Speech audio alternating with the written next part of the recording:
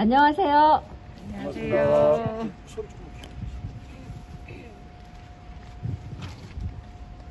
안녕하세요. 예, 잘.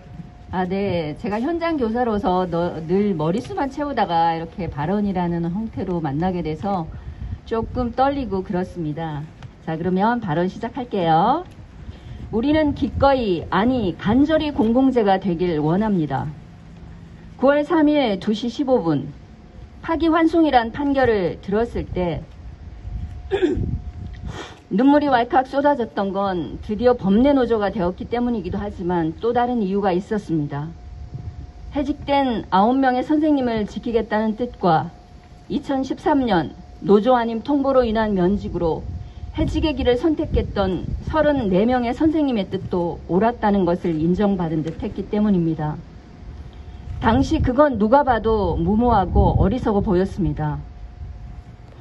단 9명 때문에 조직을 위기에 처하게 하는 게 과연 옳은가? 라는 논란이 거셌습니다. 하지만 아닙니다. 단 9명이라니요. 단 9명이 아니라 단 1명일지라도 지키지 못하는 정교조라면 그걸로 노동조합의 자격이 없는 거지요.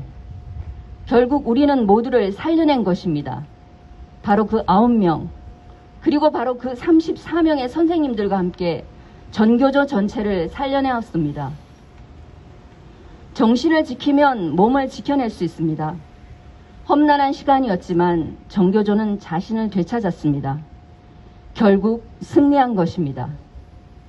불법과 합법, 법내와 법외라는 30여 년 세월 동안 전교조는 늘 정부에 탄압받거나 공적인 가치 수호로 불편한 존재였으며 보수 언론의 음해에서 한시도 자유롭지 않았습니다.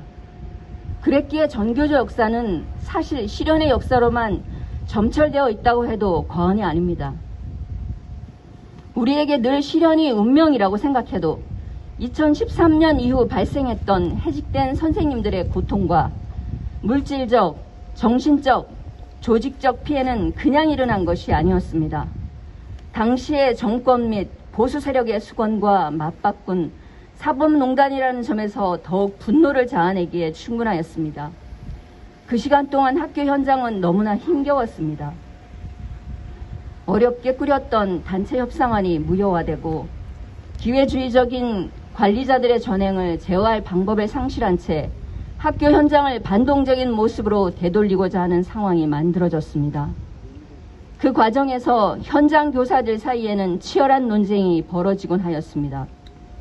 이러면서도 우리 집행부와 활동가, 조합원들은 끊임없이 합법화를 위한 법정 투쟁뿐만 아니라 집회와 결사의 권리를 절대 포기하지 않고 지속적으로 투쟁해 오기도 하였습니다.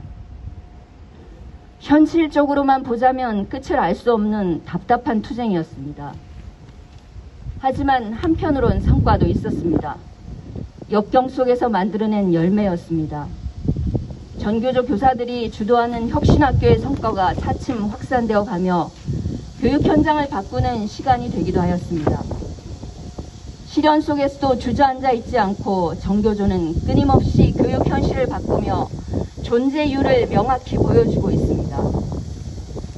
역시 새로운 교육의 주체로서 전교조의 존재를 쉬지 않고 입증해온 과정이었습니다.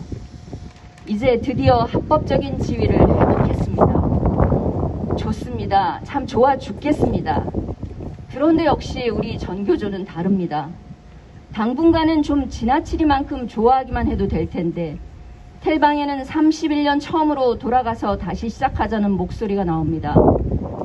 누구는 공공재라는 말에 벌떼처럼 일어나 분노를 표시하였죠.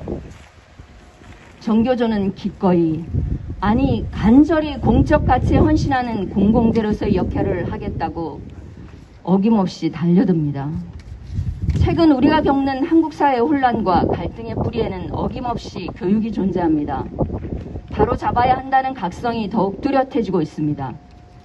진정 전교조 교사로서 전교조는 나의 첫사랑이자 끝사랑입니다. 7번의 봄이 지나고 나서야 비로소 다시 찾은 이 자리. 혼돈의 도가니처럼 인류 전체가 고통을 받고 있는 코로나. 그런 가운데 문명의 대전환기를 경험하는 중에 선물처럼 내려온 합법 판결. 우리는 그렇게 이 시대를 위해 예비되어 온 존재입니다. 전교조는 늘 역사를 만들어 왔지 역사 위에 무임승차하지 않았습니다. 새로운 의식의 전환을 만드는 임무에 우리를 다시 던질 것입니다. 조합원 동지들 축하합니다. 정교조는 숨쉬는 것도 모두 교육입니다. 참 교육입니다. 힘차게 앞으로 나갑시다.